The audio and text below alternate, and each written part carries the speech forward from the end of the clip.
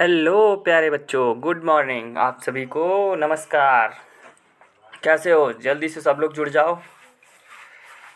आप सभी का स्वागत है अपने आपके चैनल प्यारे PC07 एग्जाम्स पे। चलिए, आज हम लोग देखेंगे बायोकेमिस्ट्री में आज ये लास्ट लेक्चर रहने वाला है। अपना पूरा जो यूपी ट्रिपल एससी फार्मासिस्ट का बायोकेमिस्ट्री का सिलेबस है आज कंप्लीट हो जाएगा इस लेक्चर में, ठीक है। इसके बाद हमको कुछ नहीं पढ़ना। अपने बहुत सारे सब्जेक्ट कंप्लीट हो चुके हैं, बस आप लोग खाली रिवीजन करिए, ठीक है। मैक्सिमम सिलेबस हो गया है 95%। बस यूपी जीके और कंप्यूटर बचे हैं, वो भी कुछ दिन में सारे वीडियो लेक्चर्स पढ़ जाएंगे, ठीक है।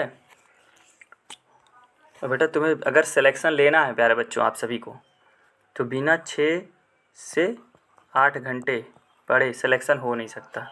तुम्हें लग रहा है तो ये गलत फहमी है, ठीक है। पर डे इतना तो पढ़ना ही होगा तुमको, क्योंकि अब तो एग्ज़ाम पास आ गया है, तो तुम सब 6 से 8 घंटे कंटिन्यू पढ़ाई करनी है, ठीक है।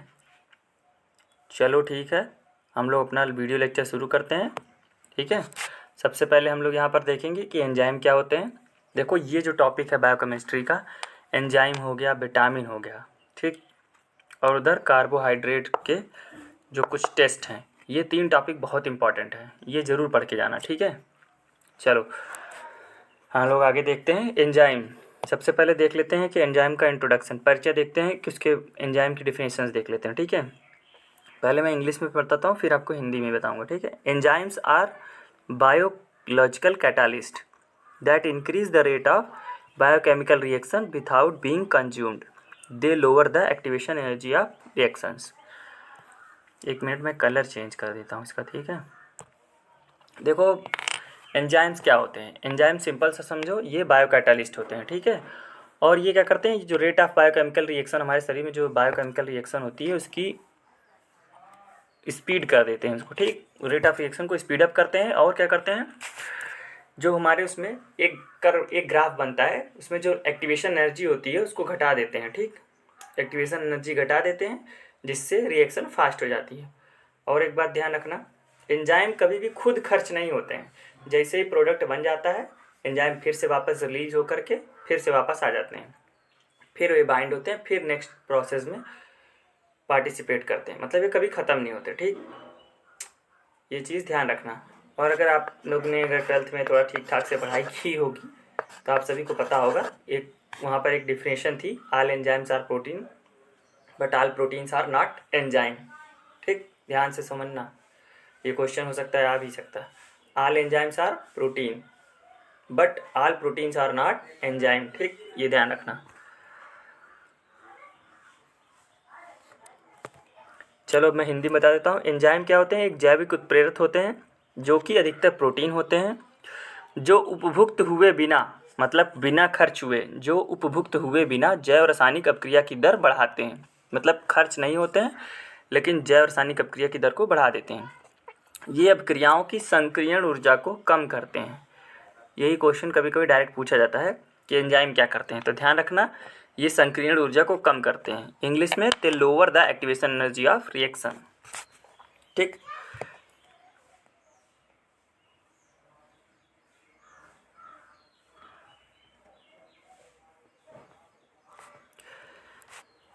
अब एंजाइम में 2 साइट्स पाई जाती हैं, एक एलोस्टोरिक होती है और एक एक्टिव साइट्स होती हैं। एक्टिव साइट से क्या बाइंड होता है, सबस्ट्रेट बाइंड हो जाता है, ठीक।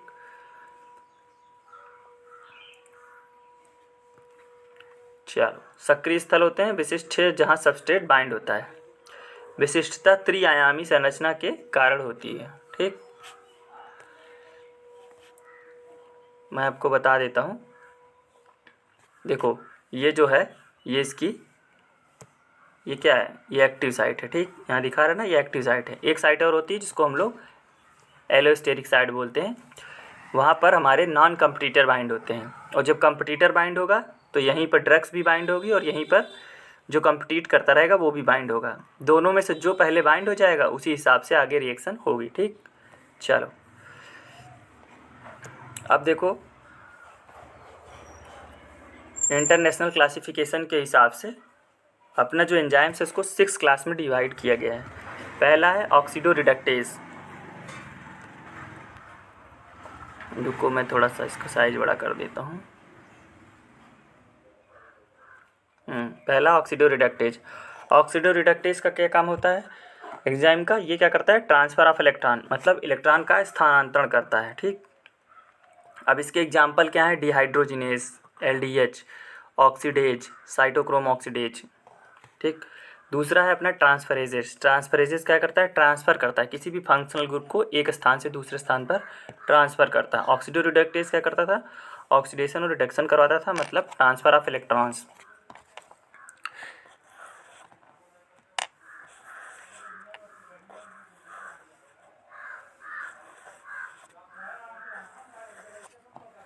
तीसरा है हाइड्रोलेजेस। हाइड्रोलेजेस का मतलब सिंपल सा समझिए, किसी चीज़ का हाइड्रोलिसिस हो रहा है, किसकी प्रेजेंस में? वाटर की प्रेजेंस में। जहाँ भी हाइड्रोलिसिस लग जाए, मतलब हाइड्रो का मतलब होता है पानी। ठीक, ये क्या करता है हाइड्रोलिसिस एंजाइम? ये हाइड्रोलिसिस करता है विद द वाटर, मतलब जल के साथ मिलकर के जल अपघटन करता है। अब इसका एग्जांपल क्या क्या है? प्रोटीएज है, ट्रिप्सिन, ठीक है, लाइपेज हो गया, एमाइलेज हो गया, फास्फेटेज। जितने भी अपने बॉडी में एंजाइम्स पाए जाते हैं वो सब हाइड्रोलिसिस, जो पाचन में काम करते हैं वो हाइड्रोलिसिस होते हैं। ठीक, ट्रांसफरेजेस में अपना आपको बताया था। ट्रांसामिनेज याद रखिएगा, ALT AST याद रखिएगा। ठीक, ये एग्जांपल ध्यान रखिए। एग्जांपल अगर इसमें ध्यान रखेंगे, एग्जांपल इम्पॉर्टेंट है। ठीक,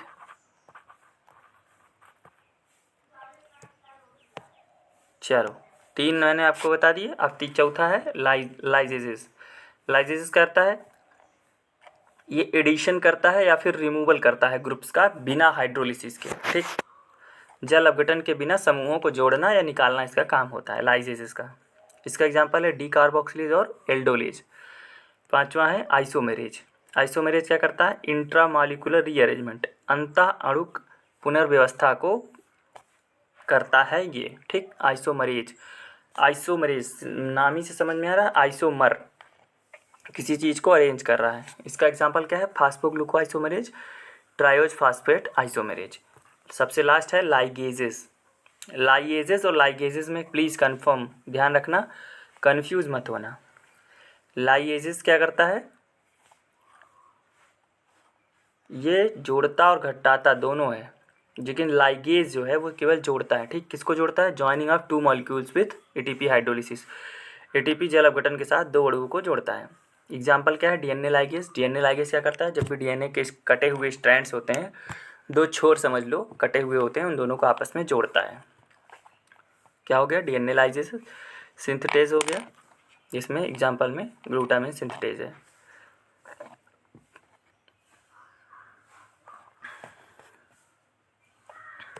मैं आपको बता देता हूँ किसमें क्या याद रखना तुम। ठीक है, सबसे पहले ऑक्सीडो रिडक्टेज में LDH याद रखना, ये पूरा दोनों याद रखना। ठीक, ऑक्सीडेज ये दोनों। ट्रांसफरेजेस में ALT AST याद रखना।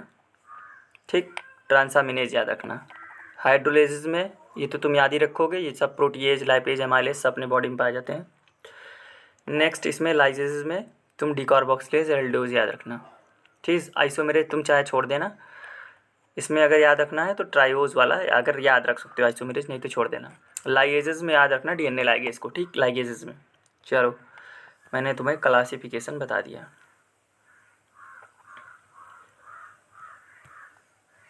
नेक्स्ट है अपना फैक्टर्स अफेक्टिंग एंजाइम एक्टिविटी। कौन कौन से फैक्टर ऐसे होते हैं जो एक्टिविटी क्या करते हैं? एंजाइम की एक्टिविटी को प्रभावित करते हैं। ठीक, factors affecting enzyme activity, enzyme की गतिविधि को कौन कौन से फैक्टर प्रभावित करते हैं? सबसे पहला अपना टेम्परेचर करेगा। ठीक है, आपने बॉडी में जितनी भी सारी अपक्रियाएँ होती हैं तुम सभी को पता ही होगा कितने पे होती हैं? 37 डिग्री सेंटीग्रेड तक होती हैं। इससे ज़्यादा होती हैं तो एंजाइम खराब हो जाता है, सभी को पता है। चलो दूसरा है pH। सारे एंजाइम का, जितने भी एंजाइम्स होते हैं जहाँ जहाँ पे काम करते हैं, सबका एक ऑप्टिमम pH होता है। कोई एसिडिक पे काम करता है, कोई बेसिक पे काम करता है। ठीक, तो इस तरह से भी ये प्रभावित कर सकते हैं। दूसरा है सबस्ट्रेट की कंसंट्रेशन। ठीक है, सबसे पहले क्या होता है? अगर सबस्ट्रेट की कंसंट्रेशन बढ़ाओगे तो रिएक्शन बढ़ेगी, लेकिन एक स्टेज ऐसी आ जाएगी जब क्या हो जाएगा? ये सैचुरेशन पॉइंट आ जाएगा। सैचुरेशन पॉइंट मतलब संतृप्त हो जाएगी, कोई चीज़ संतृप्त हो जाएगी। मतलब अब ऐसा समझो तुम्हें मान लो रसगुल्ले खाने का मन कर रहा है, ठीक।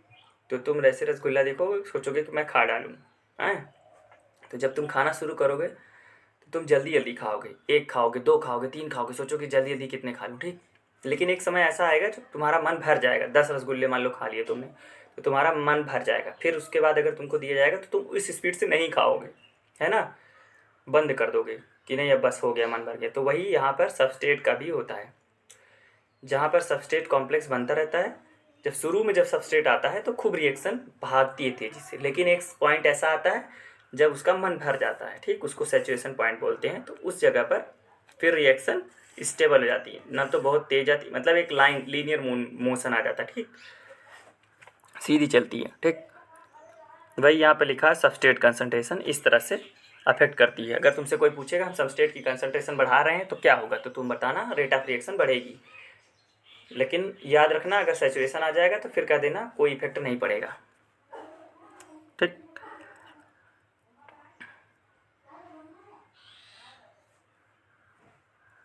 कोई पूछेगा सबस्ट्रेट कंसंट्रेशन बढ़ाओगे तो क्या होगा, तो बी मैक्स बढ़ता है, ठीक।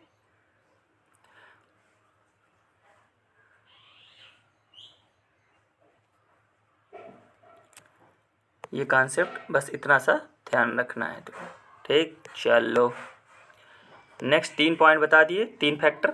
अब एक चौथा है एंजाइम की कंसंट्रेशन। भाई जितना ज़्यादा एंजाइम होगा उतना सबस्ट्रेट से बाइंड होगा और उतनी ही रिएक्शन फास्ट होगी, ठीक। रेट क्या होता है, एंजाइम कंसंट्रेशन क्या होता है, डायरेक्टली प्रोपोर्शनल होता है एंजाइम कंसंट्रेशन के, ठीक। मतलब एंजाइम कंसंट्रेशन जितना ज़्यादा रेट ऑफ रिएक्शन उतनी ज़्यादा। दूसरा है इनहिबिटर्स। इनहिबिटर्स भी क्या करते हैं, ये डिक्रीज़ कर देते हैं एक्टिविटी को, ये घटाते हैं।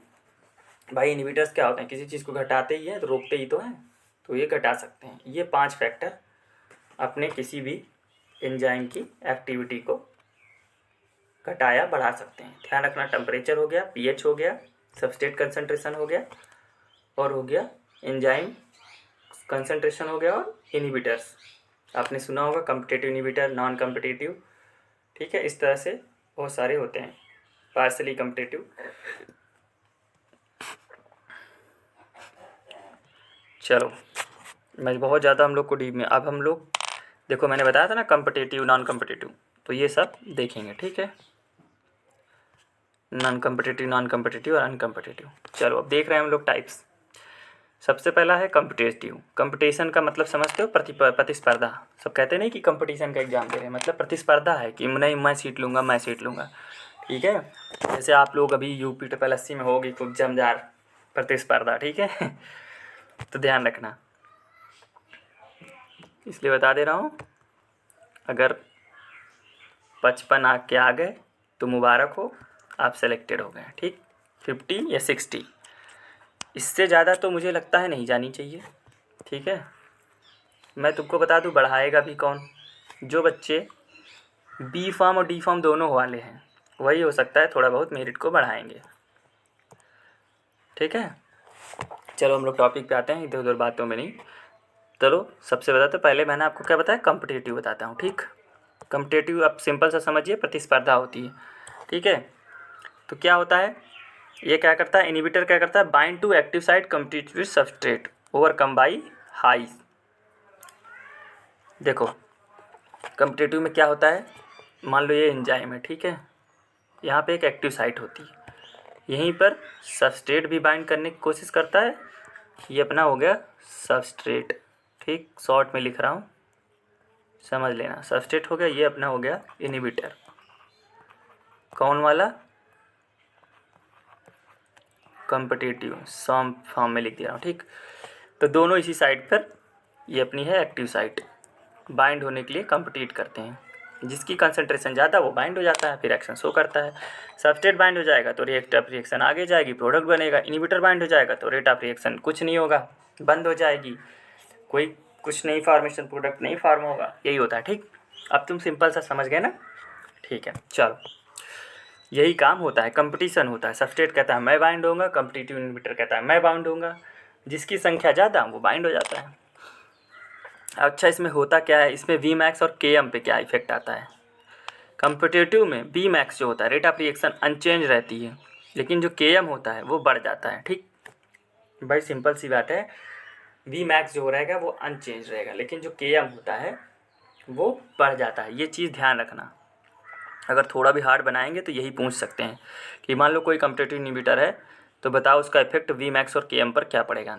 जब ध्यान रखना, जब कम्पिटिटिव होगा तो वी मैक्स में कोई बदलाव नहीं आएगा, अनचेंज रहेगा, लेकिन जो के एम है वो बढ़ जाता है, वो इंक्रीज़ हो जाता है। अब इसका एग्जाम्पल कौन सा है कम्पिटिटिव इनहिबिटर का?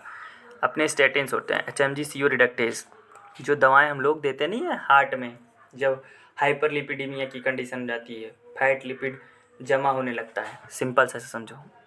वो हमारी जो एग्जांपल्स हैं ड्रग की, HMG, जैसे मैं तुमको अच्छा नाम बता देता हूँ। HMG CO रिडक्टेज में स्टैटिन्स का मतलब है लोवास्टेटिन, एटोरोवास्टेटिन जो दवा आती है वही, वो क्या होती है, वो कम्पिटिटिव इनहिबिटर होती है। ठीक, चलो नेक्स्ट, और एक एग्जांपल और मेथोट्रेक्सेट, ठीक है, जो हम लोग कैंसर के ट्रीटमेंट में यूज़ करते हैं या इम्यूनोसप्रेसेंट ड्रग की तरह काम करती है, मेथोट्रेक्सेट।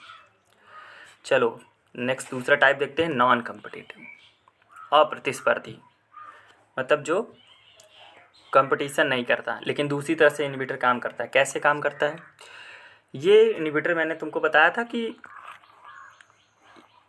दो साइट्स होती हैं, एक साइट्स यहाँ भी होती है, ये अपनी हो गई एक्टिव साइट, ये एक्टिव हो गई।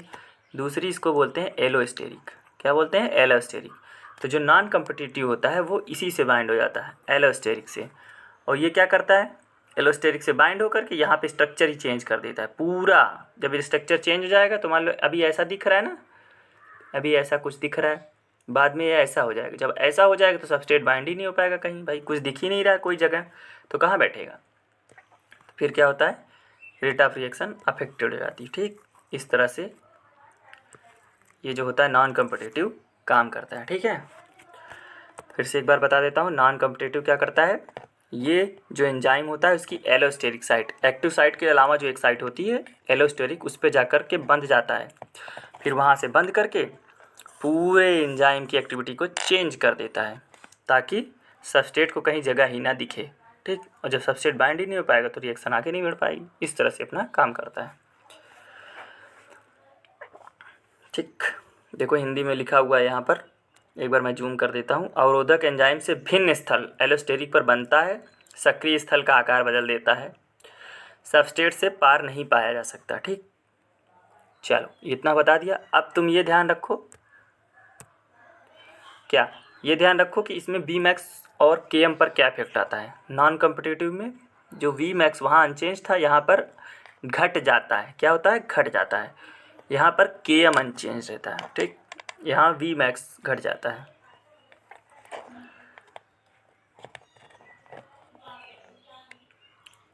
अब लास्ट है अपना तीसरा जो होता है अनकम्पिटिटिव, ये भी प्रतिस्पर्धा नहीं करता। ठीक, ये किससे बाइंड होता है? ये केवल जब एंजाइम और सबस्ट्रेट कॉम्प्लेक्स बन जाता है तब ये उससे जाके बाइंड होने की कोशिश करता है। ठीक है, जो कि बहुत ही कम देखा जाता है, ये जल्दी ऐसी प्रोसेस नहीं होती है। ठीक, अनकम्पिटिटिव वाली। इसमें क्या होता है, बी मैक्स और के एम पे क्या इफेक्ट होता है? बोथ, जो दोनों बी मैक्स और के एम दोनों होते हैं ये घट जाते हैं। पहली कंडीशन थी कम्पिटिटिव के साथ वी मैक्स क्या हो रहा था? अनचेंज्ड। ठीक, अनचेंज्ड होता।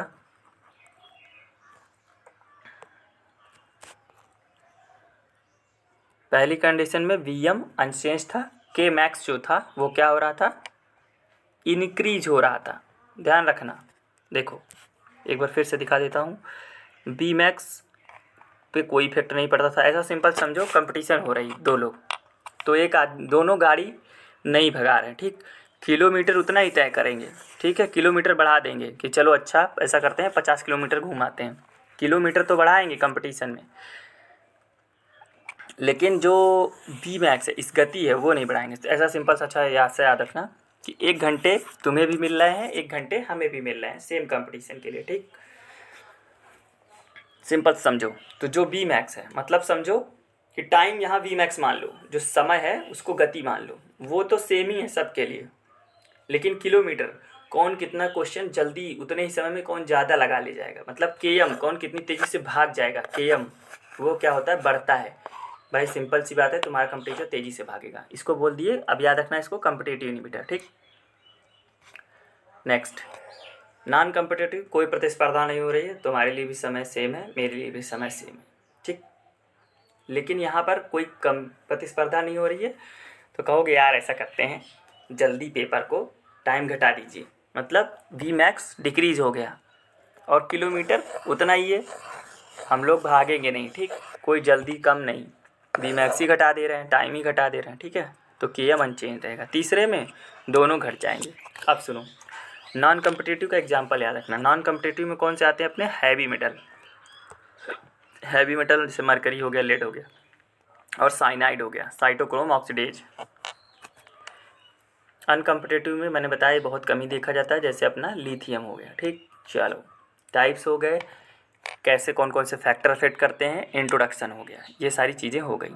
अब कुछ इम्पोर्टेंट्स डिफिनेशंस हैं, इसको ध्यान रखना बस, उसके बाद हम लोग अपना MCQ कर लेंगे। ठीक है जी, चलो इतना कर लेते हैं।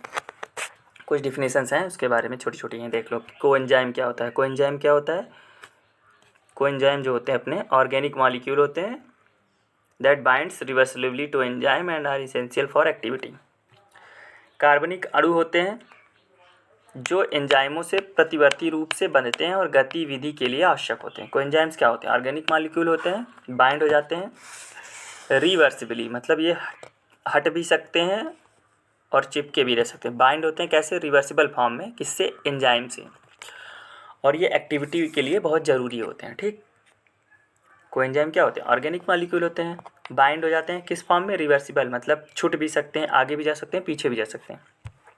किससे बनते हैं? एंजाइम से बनते हैं, और ये बहुत ज़रूरी होते हैं किसके लिए? एक्टिविटी के लिए, एंजाइम की गतिविधि के लिए आवश्यक होते हैं।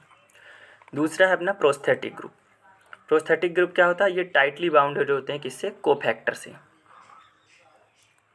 ठीक, कृत्रिम समूह होते हैं, दृढ़ता से बंधे रहते हैं सहकारक से, जैसे कैटालेज में एंजाइम हिम। कैटालेज में हिम क्या है?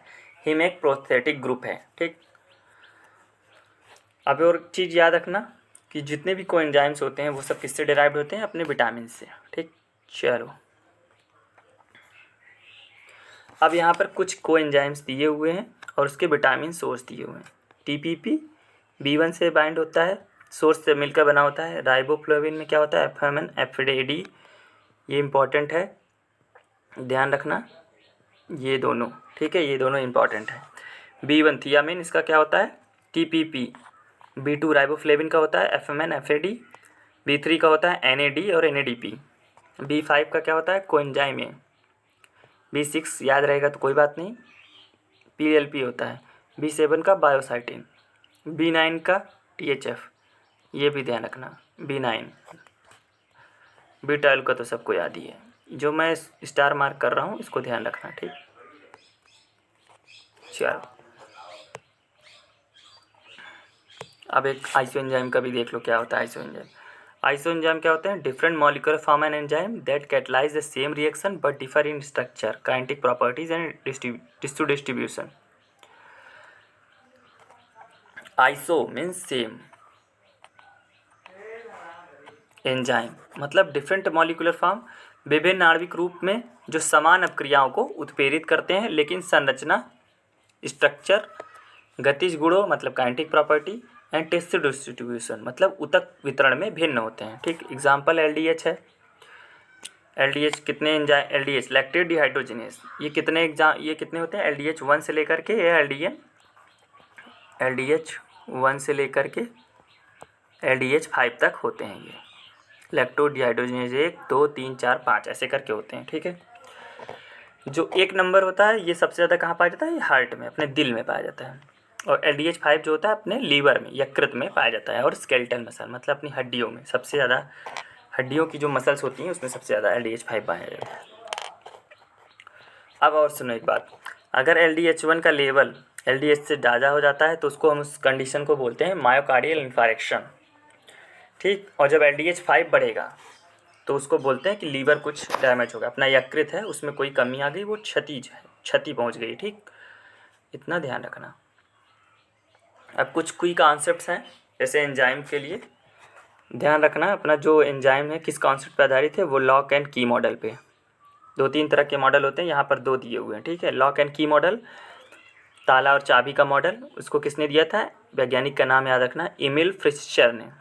एक होता है इंड्यूस्ड फिट मॉडल, ये अपना दिया था डेनियल कॉसलैंड्स ने। इससे इन्होंने क्या बताया था? एंजाइम सबस्ट्रेट इंटरेक्शन के बारे में बताया था कि कहाँ एलोस्टेरिक साइट होती है, कौन सी एक्टिव साइट होती है, कैसे बाइंड होता है, एंजाइम सबस्ट्रेट कॉम्प्लेक्स कैसे बनता है, प्रोडक्ट कैसे रिलीज होता है, ठीक। दूसरा अपना माइकलिस मेंशन कांस्टेंट, ये एंजाइम की रिएक्शंस, एंजाइम की गति को वर्णन करके लिए, मतलब उसके वर्णन के लिए होती है ये रिएक्शन, ठीक। कौन सी होती है? माइकलिस मेंशन कांस्टेंट या इक्वेशन, ठीक। यहाँ पर दिया हुआ है v बराबर V max X divided by K M plus S, ठीक। के एम क्या बताता है? के एम बताता है कि measure of affinity of enzyme for substrate, कि कितना लगाव है किसी एंजाइम का किसी सबस्ट्रेट के प्रति, समझे? किसी एंजाइम कितना प्यार करता है सबस्ट्रेट को, ये क्या बताता है? के एम बताता है, किलोमीटर। ऐसा किलोमीटर नहीं बोलते, मैं समझाने के लिए बस ऐसे बोल रहा हूँ, ठीक है।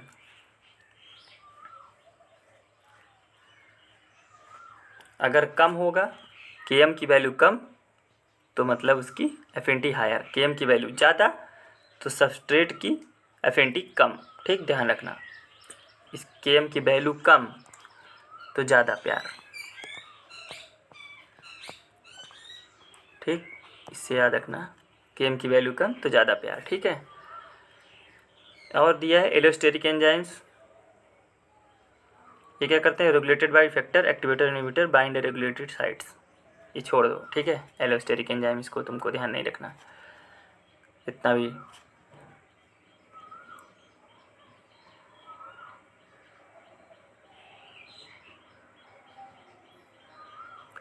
जाइमोजन क्या होता है? यहाँ ध्यान रखना, जाइमोजन प्रो एंजाइम होता है, inactivate precursor that requires proteolytic cleavage for activation. Example pepsinogen, trypsinogen.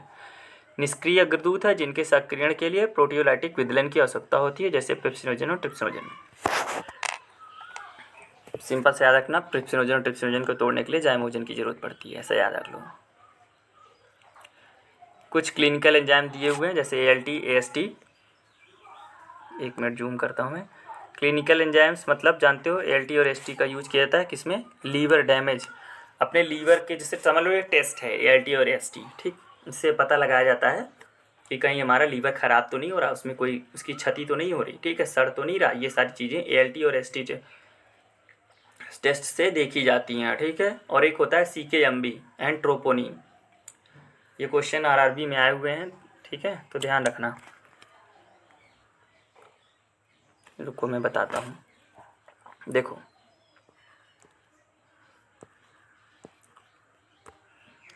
जो ALT होगा और AST होगा वो अपना लीवर से रिलेटेड है, किससे? लीवर से, इसको ध्यान रखना।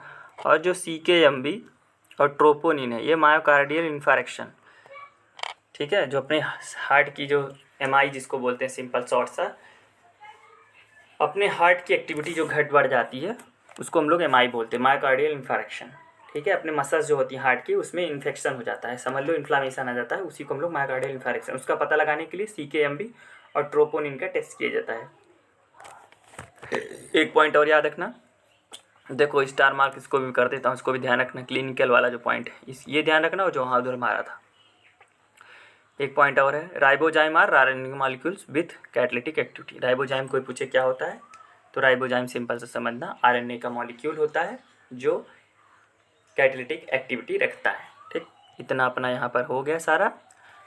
अब हम लोग क्या करेंगे, अपने बायोकेमिस्ट्री के जितने भी हम लोगों ने टॉपिक पढ़े हैं उसके सारे MCQs कवर करेंगे, ठीक है बच्चों। चलो जल्दी जल्दी करते हैं, क्योंकि वीडियो बहुत लंबा हो जाएगा फिर, ठीक।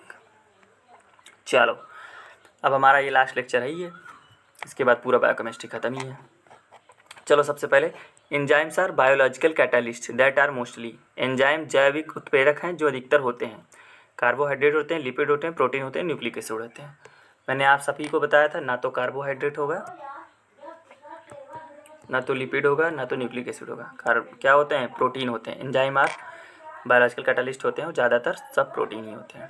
Next question, the specific region of an enzyme where the substrate bind is called. Enzyme का वह विशिष्ट क्षेत्र जहाँ सबस्ट्रेट बनता है क्या कहलाता है? एलोस्टेरिक, एक्टिव, इनहिबिटरी साइट, को एंजाइम साइट। एलोस्टेरिक नहीं होगा, इनहिबिटरी नहीं होगा, को एंजाइम नहीं होगा। एंजाइम सबस्ट्रेट से कहाँ से बाइंड होता है? एक्टिव साइट से बाइंड होता है। कहाँ से बाइंड होता है? अपने एक्टिव साइट से। ठीक है, चलो नेक्स्ट क्वेश्चन है तीसरा, enzyme work by lowering the. Enzyme किसको कम करके कार्य करता है? पीएच को कम करेगा, एक्टिवेशन एनर्जी को कम करेगा, टेम्परेचर की रिएक्शन को या सबस्ट्रेट की कंसंट्रेशन को कम करके काम अपना करेगा। मैंने आप सभी को बताया था जब भी एंजाइम काम करना होता है मतलब रिएक्शन को बढ़ाना या घटाना होता है तो किसको कम करता है? हमेशा याद रखना, किसको? एक्टिवेशन एनर्जी को। एक्टिवेशन एनर्जी को कम करता है। ठीक, इसको घटा देता है, घटा करके अपना एक्शन शो करता है। ठीक, एक्टिवेशन एनर्जी को। चलो अगला क्वेश्चन देखते हैं, एंजाइमों का कौन सा वर्ग ऑक्सीकरण अपचयन उपक्रियाओं को उत्प्रेरित करता है? Which class of enzyme catalysed oxidation reduction reaction? कौन सा करता है? ट्रांसफरेज करेगा, हाइड्रोलेजेस, ऑक्सीडोरिडक्टेज या लाइगेजेस? नाम से ही पता चल रहा है ऑक्सीकरण अपचयन मतलब ऑक्सीडोरिडक्टेज। ठीक, ध्यान रखना क्या होगा? ऑक्सीडोरिडक्टेज। चलो next question, the enzyme that catalysed the transfer of functional group is called. वह एंजाइम जो क्रियात्मक समूहों के स्थानांतरण को उत्प्रेरित करता है कहलाता है? हाइड्रोलेजेस नहीं, लाइएजेस नहीं, आइसोमेरेजेस नहीं। यहाँ पर राइट आंसर क्या है अपना? ट्रांसफरेजेस। भाई ट्रांसफर कर रहा है किसी भी फंक्शनल ग्रुप को। चलो next question, which of the following is example of hydrolases. निम्नलिखित में से कौन सा हाइड्रोलेजेस का उदाहरण है? ये क्वेश्चन अच्छा है। काइनेज नहीं, डिकार्बोक्सिलेज नहीं, आइसोमेरेज नहीं, ट्रिप्सिन, ट्रिप्सिन, पेप्सिनोजन, जितने भी एंजाइम्स हैं वो सब हाइड्रोलेजेस के एग्जाम्पल हैं। ठीक है, अपने बॉडी में जो पाए जाते हैं।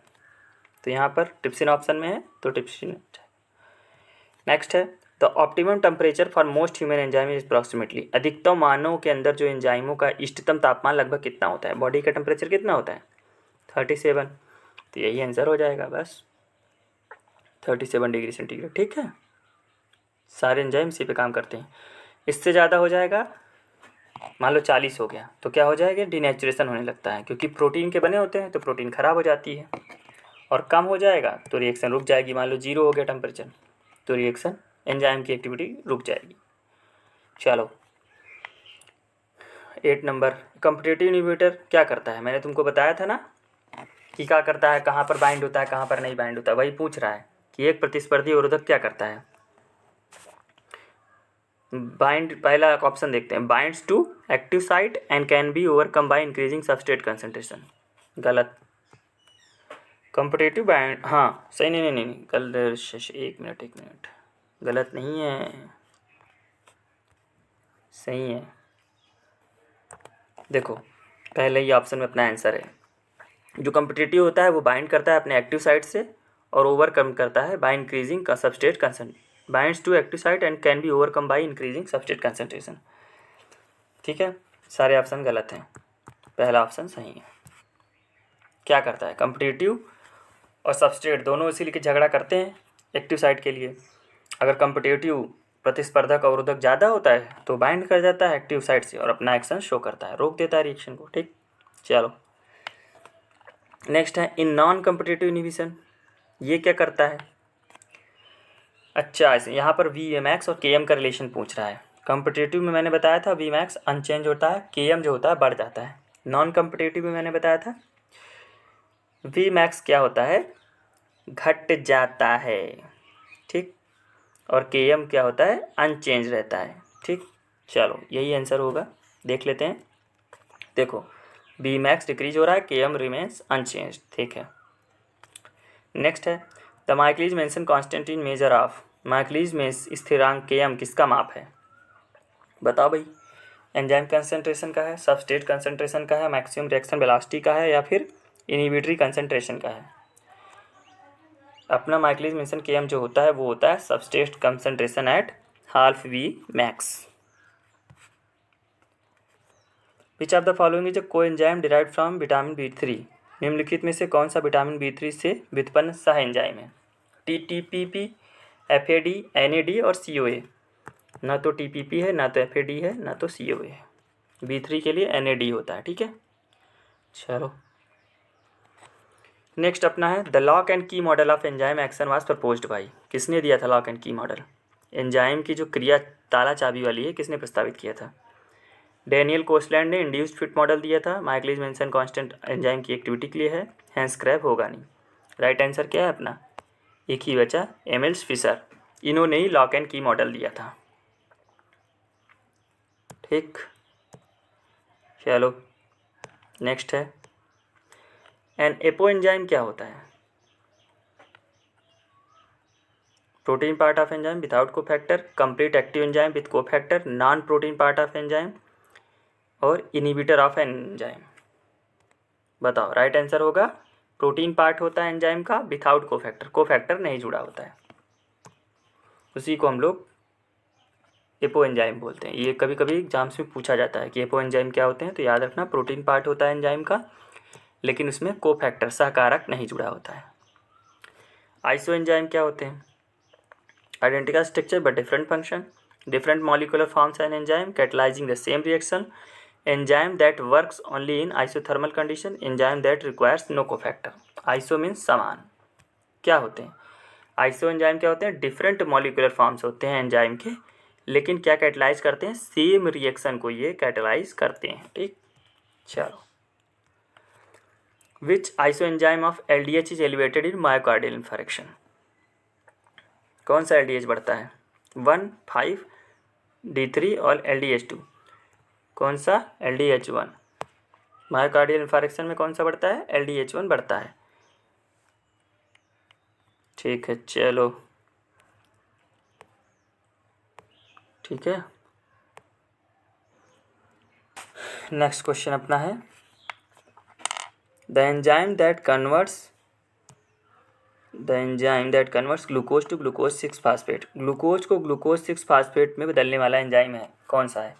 Glucokinase, hexokinase, both A and B या ग्लूकोज 6-फास्फेट।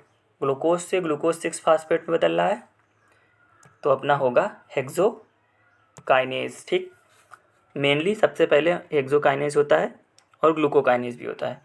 अगर ऑप्शन में दोनों है तब तो दोनों लगाना, नहीं तो हेक्सोकाइनेज लगाना। ठीक, ध्यान रखना। ग्लूकोज को ग्लूकोज 6-फास्फेट में कौन बदलता है? हेक्सोकाइनेज।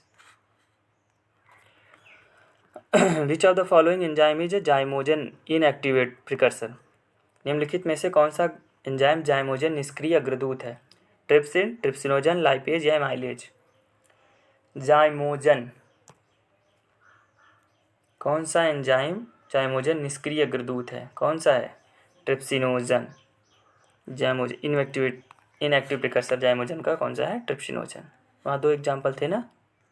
चलो, allosteric enzymes are regulated by. Allosteric enzyme किसके द्वारा नियंत्रित होते हैं? Covalent modification only, effector binding at regular site, changes in temperature only या proteolytic cleavage only. Allosteric enzyme are regulated by effectors binding at regulatory site. Next, the enzyme that catalyse the conversion of pyruvate to lactate. Pyruvate to lactate में जा रहा है तो बताओ, lactic acid का formation होगा तो pyruvate carboxylase, dehydrogenase, alanine transaminase या फिर LDH lacto dehydrogenase.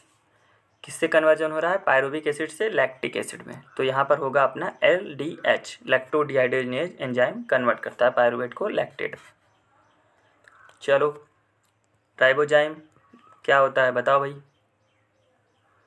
that degrades RNA molecule with catalytic activity, a protein that binds to ribosome, an enzyme that synthesis RNA। क्या होगा? ये नहीं होगा, ये नहीं होगा, ये नहीं होगा। राइट आंसर क्या है?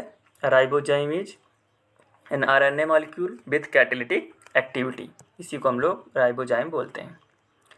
नेक्स्ट है which of the following is a diagnostic enzyme for the acute pancreatitis. निम्नलिखित में से कौन सी तीव्र अग्राशय के नैनदानिक एंजाइम है?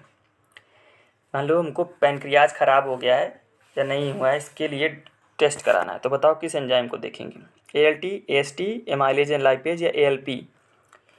यहाँ पे पैनक्रियाज की बात हो रही है, तो हम लोग अपना कौन सा एंजाइम देखेंगे, एमाइलेज और लाइपेज को।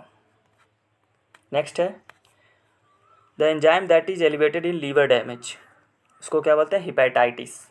यकृत कोशिका क्षति जैसे हेपेटाइटिस में बढ़ाने वाला एंजाइम कौन सा बढ़ेगा, क्रेटिन काइनेज नहीं, एसिड फास्फेटेज नहीं, लैक्टेट डिहाइड्रोजिनेज नहीं, क्या बढ़ेगा, ALT बढ़ता है, ठीक है, एलानिन ट्रांसामिनेज, यही बढ़ेगा, जिससे पता चल जाएगा कि लीवर अपना डैमेज हो रहा है।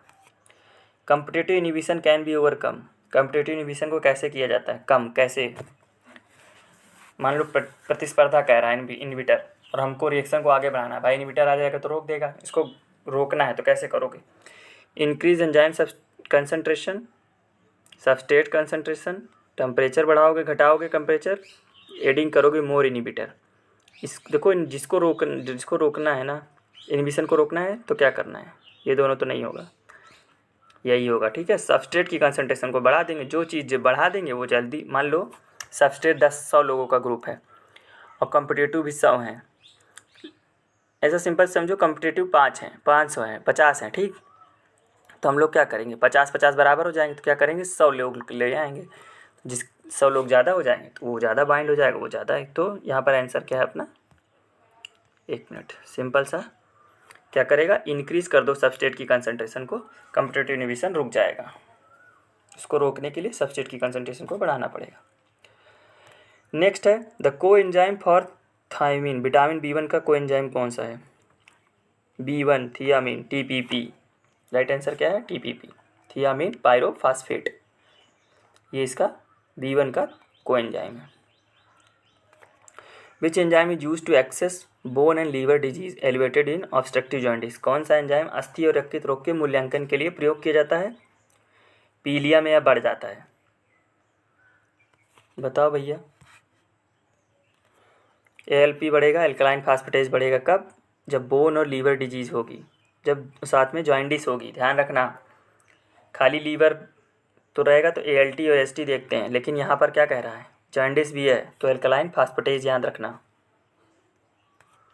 द माइकलिस मेंशन इक्वेशन क्या होती है, मैंने आपको बताया था, V = V max S divided by Km + S, कौन सा पहला समीकरण ही होगा, ठीक, ध्यान रखना, कौन सा समीकरण होगा, पहला वाला, V = V max S Km + S, ठीक।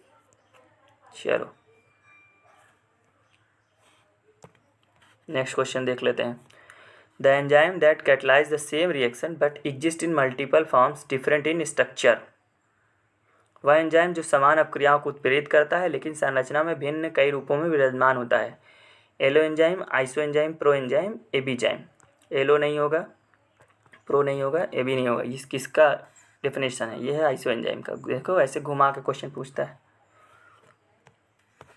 चलो नेक्स्ट है the induced fit model of enzyme action और प्रपोज्ड बाई, एंजाइम क्रिया को प्रेरित करने वाला अनुरूपण मॉडल किसके द्वारा प्रस्तावित किसके द्वारा, लॉकेंट की ईमेल फ्रेशर के द्वारा किया गया था, तो आंसर होगा नहीं, लिनोर माइकेलिस होगा नहीं, माउड बेंसन नहीं होगा, अपना आंसर क्या होगा, डैनियल कोशलैंड, इन्होंने ही इंड्यूस्ड फिट मॉडल दिया था, ठीक। चलो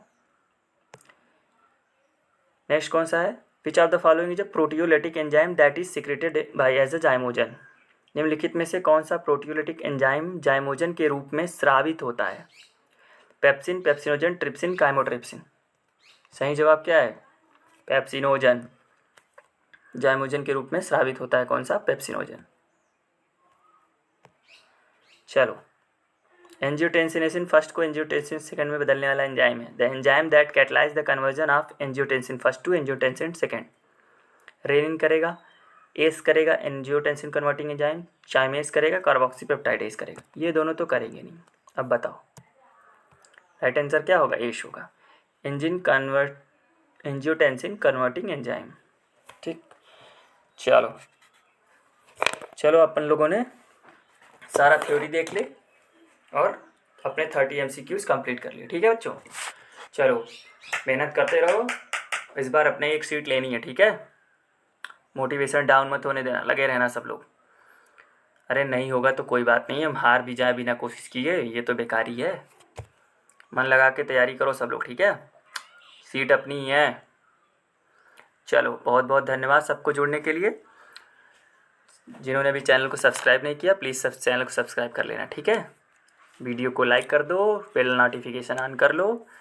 ऐसे ही हम लोग तैयारियां करवाते रहेंगे, ठीक है? सब कुछ फ्री ऑफ कास्ट है। चलो, मिलेंगे नेक्स्ट वीडियो में, ठीक है? पढ़ाई में लगे रहो।